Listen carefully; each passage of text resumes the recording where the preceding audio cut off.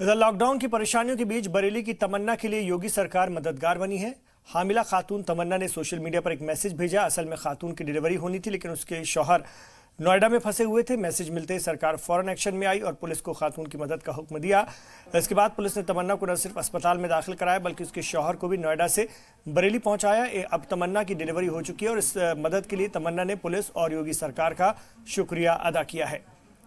अब से कुछ ही वक्त पहले, शायद 4 या 5 घंटे पहले, मैं मौत और ज़िंदगी से लड़ रही थी। मेरे हस्बैंड नोएडा में फंसे हुए थे और यहाँ मुझे लेबर पेन हो रहा था। मुझे हॉस्पिटल तक पहुँचाने वाला भी कोई नहीं था।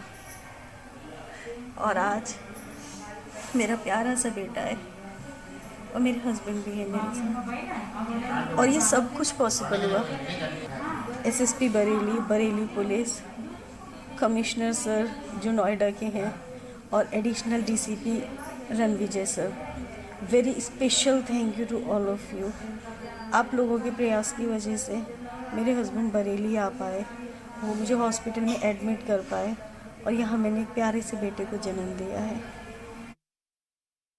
तो ये तमन्ना की तस्वीर है, उनको बेटा हुआ है और वो खुद बता रही हैं कि थोड़ी देर पहले उनके हालात ऐसे थे कि वो बरेली में थी, उनके हस्बैंड नोएडा में फंसे हुए थे लॉकडाउन की वजह से, और वो उनको लेबर पेन उठा, लेकिन बहुत परेशान थी वो। उसके बाद उन्होंने एक वीडियो जारी किया, जिसके बाद तुरंत पुलिस एक्शन में आई, सरकार एक्शन में आई और उन्हें तुरंत हॉस्पिटल पहुंचवाया गया और उनके हस्बैंड को भी नोएडा से रवाना किया गया।